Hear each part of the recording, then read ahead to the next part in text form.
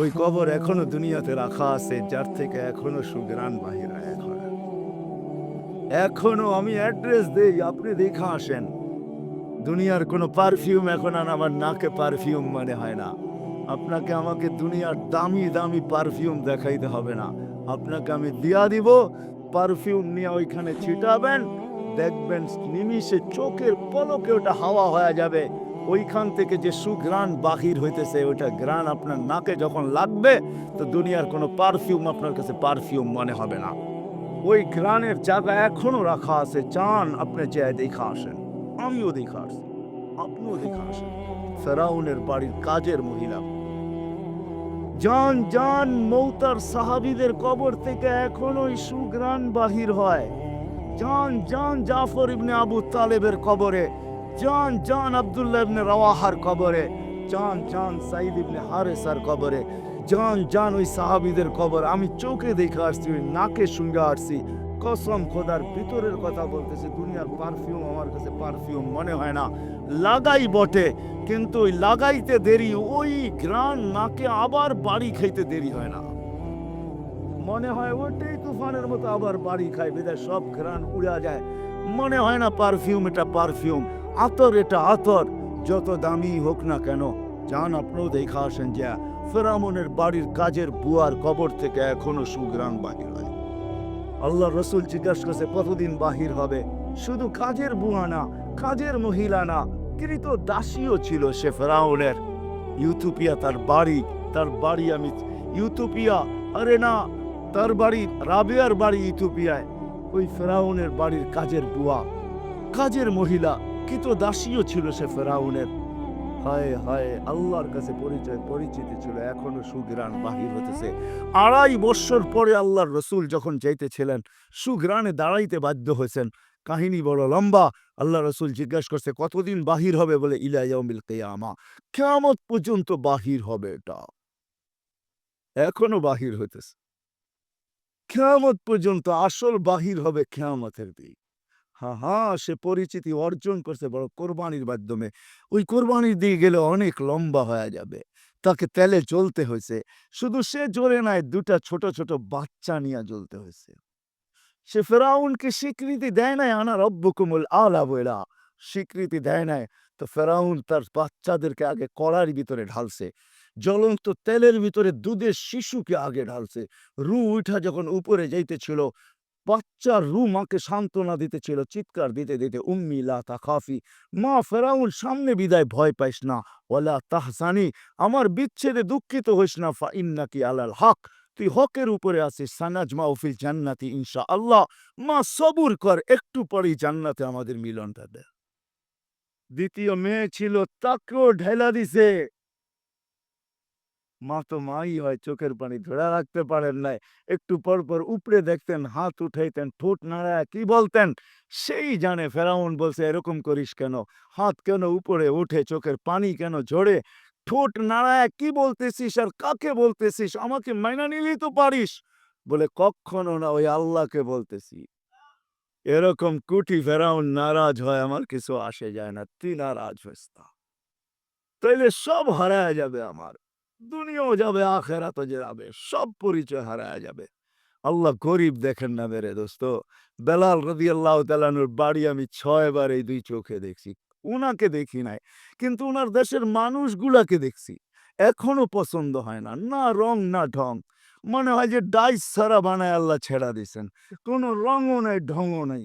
১৪০০ বছর আগের বেলাল কেমন ছিল ভাবেন। আল্লাহর কাছে তার পরিচয়, ছোট্ট জীবনটাকে সে গড়ছিল।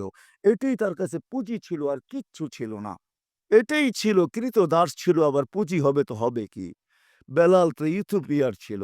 এখনো তার বাড়িটা ঐতিহ্য হিসাবে রাখা আছে। ছোট্ট পাহাড়ের পদদেশে জঙ্গলের ভিতরে ওই ছোট্ট বাড়িটাকে এখনো ছিমছাম সাজায় রাখা আছে। আপনি গেলেও দেখতে পারেন, আদিস আবাবার থেকে ৩ থেকে ৩.৫ ঘন্টা লাগবে গাড়িতে যেতে। বেশি সময় লাগবে না। কিন্তু আমার বিশ্বাস, আপনি ওইখানে গেলে চোখের পানি ধরেও রাখতে পারবেন না। আপনার ভিতর থেকে কান্না আসবে। আমি ৬ বারের ১ বারও ধরে রাখতে পারি নাই। ভিতর চোখে পানি ঝরছে, ভিতর থেকে চিৎকার আসছে, বেলাল তুমি কোথায়? আমি কোথায়? বেলাল তুমি কোথায়? দুনিয়া কোথায়? আমার দেশের মানুষ কোথায়? কোথায় তুমি যে জমিনে হাঁটলে জান্নাতে পদধ্বনি হতো? 3 মাস মদিনার থেকে দূরে থাকলে আল্লাহর রসুল স্বপ্নে যায় ডাইকা নিয়ে আসতেন যে নিজ কবর থেকে উঠবেন, আল্লাহ রসুলের পায়ের নিচের থেকে কেয়ামতের দিন উঠবে, উঠেই আজান দিবে। যে খালি পায়ে উলঙ্গ যান কেয়ামতের মাঠে যাবে না, সে লাল উটের উপরে চড়া যাবে। আমরা সবাই পায়ে হেঁটে যাব। কেয়ামতের মাঠে আল্লাহ তার কাছে আমল নামা চাবে না, বরং আল্লাহ বলবে আযদিন লানাল ইয়াউমা ইয়া বেলাল, বেলাল দুনিয়াকে একটা আজান শোনায় দে। সে আল্লাহর কাছে পরিচিতি লাভ করছে। মা বোনদের জন্য বলতেছি, রাবেয়ার বাড়ি বেশি দূরে না বেলালের বাড়ির থেকে, মাত্র 1 ঘন্টা ড্রাইভের ডিস্টেন্স। রাবেয়ার বাড়িটাও এখনো রাখা আছে। রাবেয়ার বাড়ি ইথিওপিয়া, যদিও বলে বসরা। সে বসরায় চেরা গেছিল কৃতদাসী হিসাবে, কিন্তু তার অরিজিনাল জন্মস্থান, অরিজিনাল বাড়ি ইথিওপিয়ায়। এখনো তার ঐতিহ্য রাখা আছে। বাংলাদেশেও কিছু ঐতিহ্য এখনো রাখা আছে, ঠিক না? সব তো হারায় যায় না, ঠিক না? না হারায় গেছে? কি বলেন? ইশাকার রাজধানী কি হারায় গেছে? না বিক্রমপুরের নাম হারায় গেছে। রাজা বীর বিক্রম হারায় গেছে বটে, কিন্তু বিক্রমপুর এখনো কাগজে কলমে লেখা আছে, ঠিক না? রাজা বীর বিক্রম হারায় গেছে, রাজবাড়ির রাজা হারায় গেছে, কিন্তু রাজবাড়ি এখনো রয়ে গেছে। জান্না জান্না নাটোরের রাজবাড়ি এখনো রাখা আছে। রাজারা কোথায় আছে কে জানে। আহসান মঞ্জিল আছে, কিন্তু এখন নবাব আহসানুল্লাহ নাই।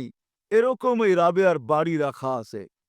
ওইখানে গেল কান্না আসে যে রাবেয়া তুইও কৃতদাসী ছিলি, তুইও তো 1000 বছর আগে কেমন ছিলি, আজকের গুলাকেই পছন্দ হয় না, তোকে আর কি পছন্দ হইতো? তোর রূপরেখাই কিরকম ছিল, কিন্তু তোর নামের জীবনী কোনো বাসা নাই দুনিয়ায় যেই বাসায় রাবেয়ার জীবনী না আছে। জন আমাদের দেশের লাইব্রেরিগুলো এখন ছাপে আর বিক্রি করে, মা বোনরা ওটা ঘরে নিয়ে পড়ে। রাবিয়া কৃতদাসী ছিল, 33 বছর বয়সে মারা গেছেন। মারা যাওয়ার আগে রাবিয়া বিধবা হয়ে গেছেন। কাফনের জন্য নতুন কাপড়ও রাবিয়ার কপালে চোটে নাই, কিন্তু স্বপ্নে যখন দেখছে তো নূরের পোশাক পরা ছিল। জিজ্ঞাসা করছে, রাবিয়া ওই কাফনের কাপড় কোথায়? বলছে ওটা খুঁড়া ফালাইয়া দিছেন, জান্নাতের নূরের পোশাক আল্লাহ পরাইয়া দিছে। এটার নামই সত্য। এই জন্য ছোট্ট জীবনটাকে গড়া যেতে হবে। যে গড়া যাবে, যুবক যাবে, যে গড়া যাবে সেই আল্লাহর কাছে পরিচিতি পাবে। কিন্তু আপনি যদি প্রশ্ন করেন গড়াটা সহজ কিভাবে, কিভাবে আমি গড়ব, কিভাবে গড়ব, এটার জন্য যদি বলেন, আপনিই প্রশ্ন করতে পারেন যে আমি গড়ব তো গড়ব কি করে? এই জন্য আল্লাহ আমাদেরকে সহজ করছেন। আল্লাহ নিজের কথা বলেন নাই। আল্লাহর কথা যদি বলতেন তাহলে এটা হয়তো কঠিন হয়ে যেত যে আমি গর্ব তো গর্ব কি কইরা, তোমাকে তো চোখেই দেখা যায় না। লা তারাহুল উয়ুন, আল্লাহকে তো চোখে দেখা যায় না। ওয়ালা তুখালিতুহু যুনুন, ধ্যান ধারণায় আনা যায় না। ওয়ালা ইয়াসিফুহুল ওয়াসিফুন, যার বর্ণনা দিয়া শেষ করা যায় না, বর্ণনা দিয়া শেষ করা যায় না। করব তো করব কি কইরা? তো আল্লাহ আমাদের জন্য সহজ করছেন যে না না, মান আতা আর রাসূল ফাকাদ আতা আল্লাহ ওয়া ইন তুতিউহু তাহতাদু।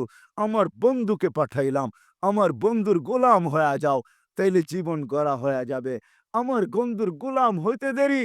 ডেলি তুমি প্রতি নামাজের ভিতরে যেটা চাও, হেদায়েত হেদায়েত হেদায়েত, ইহদিনাস সিরাতাল মুস্তাকিম। আমার বন্ধুর গোলাম হইতে দেরি, আমি হেদায়েতের মালা তোমাকে পড়াইতে দেরি করব না। আমার বন্ধুর গোলাম হয়ে যাও। ওয়াইন তুতিউহু তাহতাদু, মান আতা আর রাসূল ফাকাদ আতা আল্লাহ। যে আল্লাহর রসুলের গোলাম হলো সে আল্লাহর গোলাম হিসাবে স্বীকৃতি পাবে। আল্লাহ বলে সহজ করে দিলাম, কঠিন করলাম না। আমার বন্ধুর গোলাম হয়ে যাও। বাস্তবিক এটাই সত্য। কবির ওই কথাই সত্য, কিয়া ওফা তূনে মোহাম্মদ সে তো হাম তেরে হ্যাঁ। তো আল্লাহ বলতেছে আমার বন্ধুর গোলাম হয়ে দেখ, আমি তোর হয়ে যাব। ইয়ে দুনিয়া ক্যা চিজ হয়, লৌহ কলম তেরে হ্যাঁ। দুনিয়া আর কি জিনিস, সমগ্র জগৎটা তোর হাতে উঠায় দিয়া দিব। যার কারণে সম্ভব ছিল। আজকে তো আমরা যান্ত্রিক জিনিস দিয়া যান্ত্রিক জিনিসকে হ্যাক করি, ঠিক না? মনে হয় বোঝেন নাই। যান্ত্রিক জিনিস দিয়া যান্ত্রিক জিনিসকে, টেকনোলজির মাধ্যমে টেকনোলজিকে আমরা হ্যাক করি, ঠিক না? আলী রাদিয়াল্লাহু তাআলা আনহু সূর্যকে হ্যাক করতেছে ইশারা দিয়া। কত বড় হ্যাকার চিন্তা করে। দাউদ আলাইহিসসালাম সূর্যকে হ্যাক করতেছে ইশারা করা, ডুবিস না, আসর পড়ি না, ওইখানে দাঁড়ায় আছে। অথচ ওর গতি পার ঘন্টায় কত? 6 লক্ষ মাইল পার ঘন্টায় গতি, হ্যাক করতেছে। আপনি তো আজকে ভিডিও কলিং বলেন, এই সূত্র দুনিয়া পাইছে তো পাইছে কোত্থেকে আমাকে বলেন? মুঠোফোনের সূত্র আসছে তো আসছে কোত্থেকা?